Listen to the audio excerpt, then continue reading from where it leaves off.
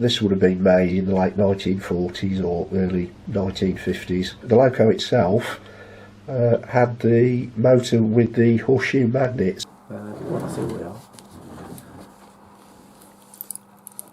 You can see here he's carefully removing the bearing. What we should say is, here's what I made earlier out of fairy liquid bottles.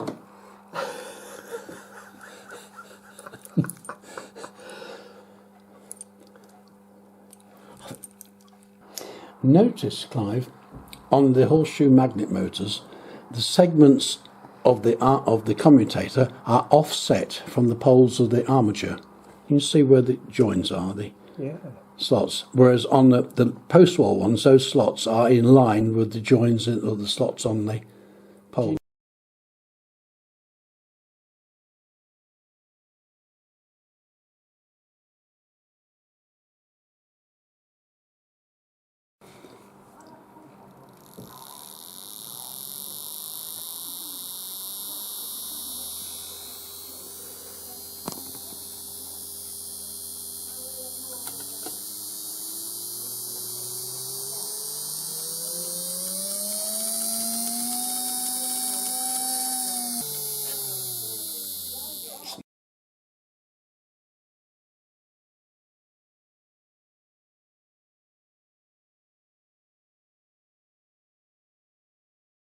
About there.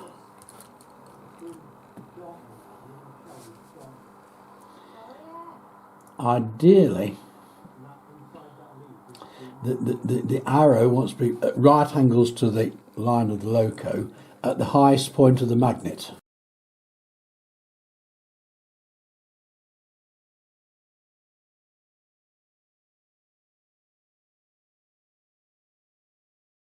Spot on, look. So that's straight across, is it now? Yeah. Yeah.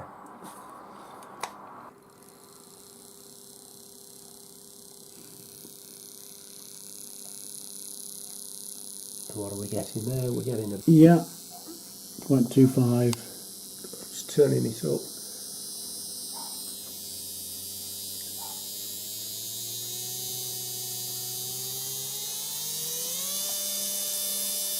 About 0.65? Yeah.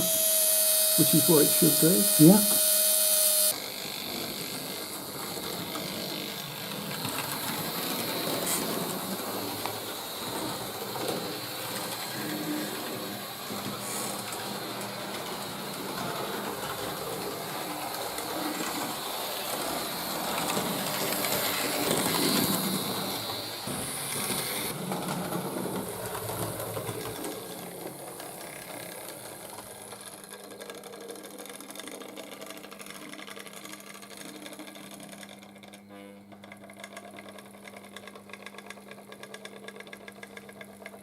What's it consuming, Richard? Is it 0.3.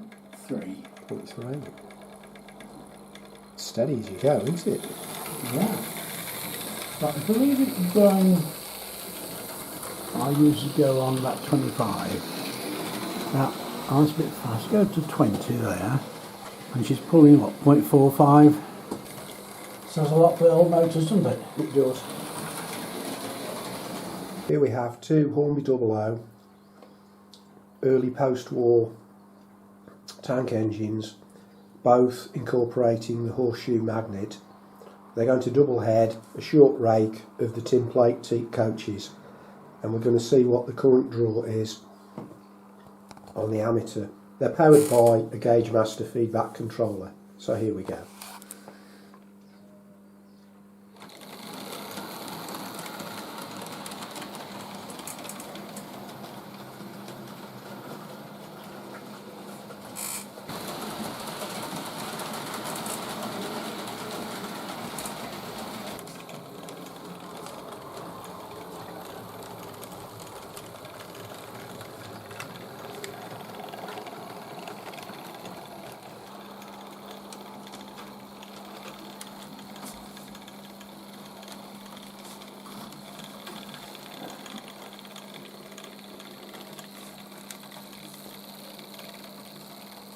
And we've got them running at a steady crawl.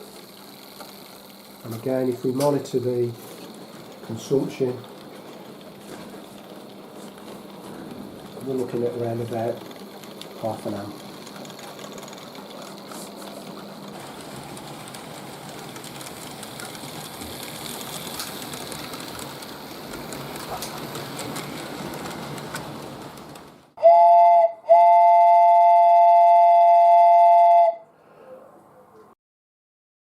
He's used 3 lump hammers Yeah, keep. and a power drill. I'll add something to this for future reference.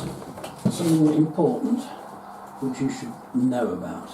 If all else fails, and you find that near magnets don't work particularly well on these old ones, this is what you need. A large elastic band. Yeah, plenty of elastic bands. Yeah. Makes them go well. Do you fit a propeller as well? Yes. Yeah. Yeah. No, I yeah. thought you would. Preferably a heavy brass one. A heavy brass one. Yeah. Thank you for that. That's an invaluable tip. We're now going back to reality